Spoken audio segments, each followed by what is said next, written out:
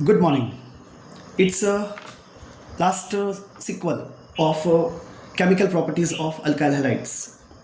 सबसे पहले आपने पढ़ा था कि कैसे न्यूक्लियोफिलिक सब्स्टिट्यूशन रिएक्शंस होते हैं, कैसे उसके मैकेनिज्म हैं और कैसे कुछ उसके आपने एग्जांपल्स भी कोट किए थे। उसके बाद में आपने स्टडी किया था कि एलिमिनेशन रिएक्शंस कैसे होते हैं अल्काइल हैलाइड्स में।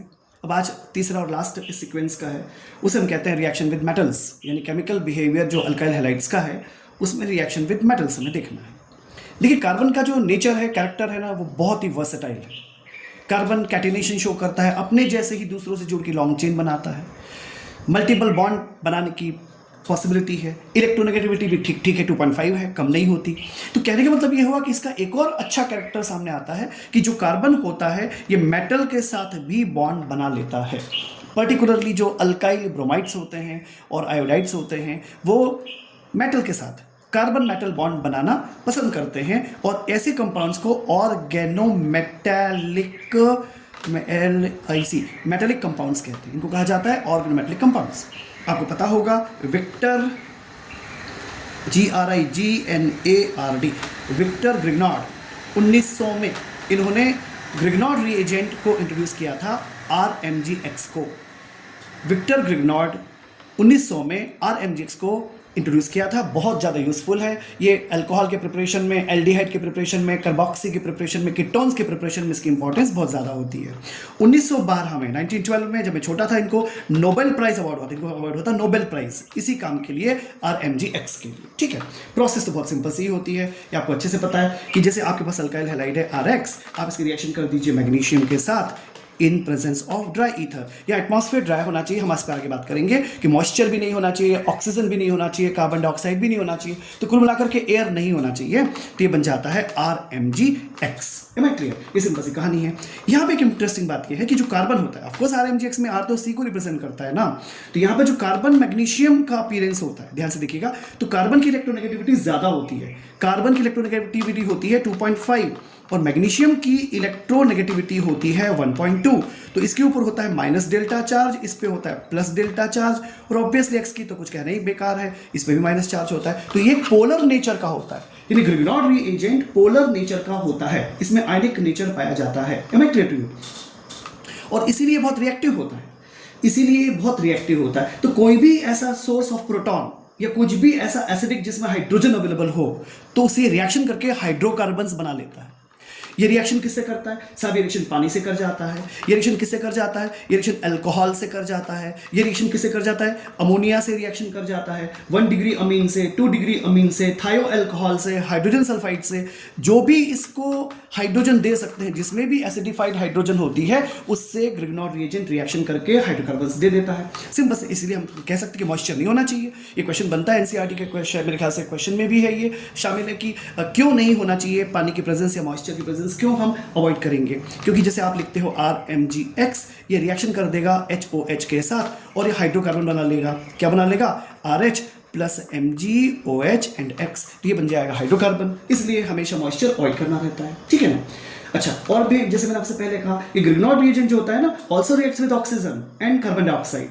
तो डेफिनेटली हम कोशिश करते हैं कि जब भी हम इनको बनाएं तो वहां पर हमेशा एब्सेंस ऑफ एयर हो, यानी हम इनर्ट एटमॉस्फेयर पसंद करते हैं जब हम ग्रिग्नॉर्ड रिएजेंट प्रिपेयर करते हैं। तो एम आई क्लियर? और जैसे मैंने आपसे पहले कहा, ये बहुत ज्यादा यूजफुल होता है in preparation of different class of organic compounds, जैसे अल्कोहल में है, एल्डिहाइड बनाने में, कीटोन्स बनाने में, कार्बोक्सिलिक एसिड्स बनाने में इसका यूज बहुत ज्यादा होता है। Am I clear?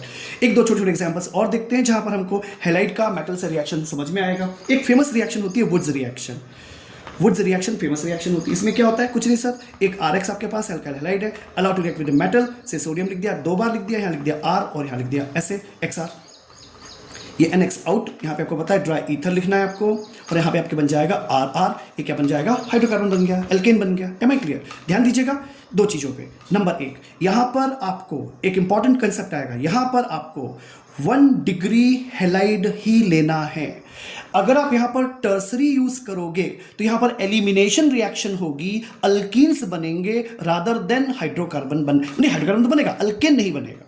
भाई अल्कीन भी तो हाइड्रोकार्बन है, पर अल्कीन्स बनेंगे यानी एलिमिनेशन रिएक्शन होती है। ऐसा क्यों होगा ये मैंने आपके प्रीवियस लेक्चर में एक्सप्लेन किया है, थोड़ा सा आउट ऑफ सिलेबस था लेकिन फिर भी, कि सब्स्टिट्यूशन वर्सेस एलिमिनेशन कब क्या होगा, कैसे साइज पर डिपेंड करता है कि न्यूक्लियोफिलिक अटैक एक्सेट्रा एक्सेट्रा, तो उसको आप चाहे तो देख सकते हैं। तो फिलहाल तो RX + 2Na + XR, तो यहाँ से 2NX बाहर हो गया, RR बन गया। इसे कहते हैं वुड्स रिएक्शन कहते हैं। दो चीज़ों का ध्यान रखना है, यहाँ पर ये टर्सरी नहीं लेना है, ये प्राइमरी यूज होगा। दूसरी चीज़, ये R है तो ये भी R ही होगा, यानी ये सिमेट्रिकल अल्केन्स ही बनाएगा, ये बनाएगा CH3 इस टाइप का।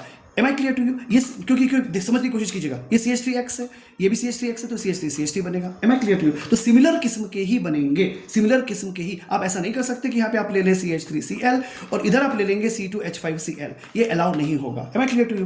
तो ये दिमाग में रखिएगा, इसे कहते हैं वुड्स रिएक्शन, ठीक है। अच्छा, यानी हम सिंपल से ऐसा भी बोल सकते हैं कि अनसिमेट्रिकल अल्केन्स बनाने के लिए वुड्स रिएक्शन का यूज नहीं किया जाता। अनसिमेट्रिकल अल्केन्स बनाने के लिए वुड्स रिएक्शन का यूज नहीं किया जाता क्योंकि हमको मिक्सचर ऑफ कंपाउंड मिलता है इसमें। अगर हमने इसका रिएक्शन किया, ऐसा नहीं है कि रिएक्शन नहीं होगा। देखिए, let me explain few more things. जिसमें आपसे कहूँ आपसे कि मैंने ले लिया RX प्लस मैंने ले लिया 2Na प्लस ले लिया मैंने यहाँ पे R' ले लिया। अब आपने X 2Na और X को बाहर कर दिया। अब हम क्या उम्मीद करेंगे?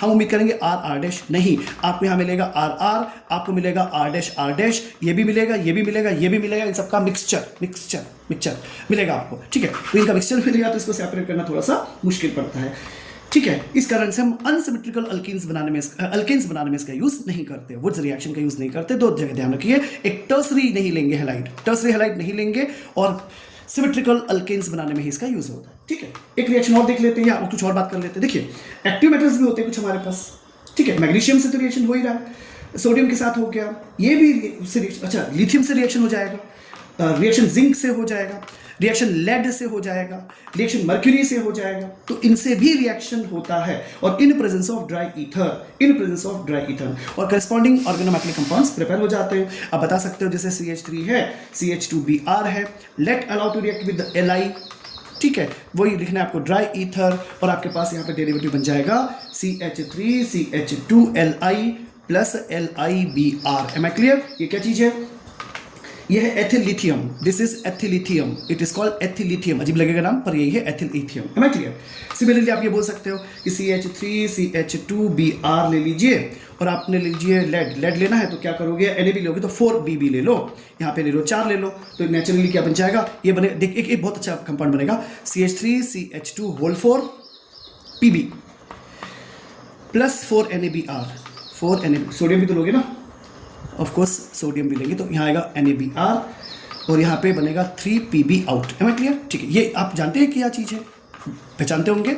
इसे कहते हैं टेट्राएथिलेट, इसे कहते हैं TEL, इसे कहते हैं टेट्राएथिलेट। और आपको जान के खुशी होगी कि ये जो होता है TEL है, ये एंटी नॉकिंग एजेंट है इन गैसोलीन, एंटी नॉकिंग एजेंट है गैसोलीन में, जो मतलब ऑटोमोबाइल्स रन करते हैं ना, उसके लिए यूज किया जाता है, तो इसे बोलते हैं tetraethylate. It is anti knocking agent, this is anti knocking, KNOCKING, anti knocking agent होता है। Am I clear to you? तो this is the story about organometallic compounds, a little bit introduction for the, of course, Grignard reagent. Nice day, please.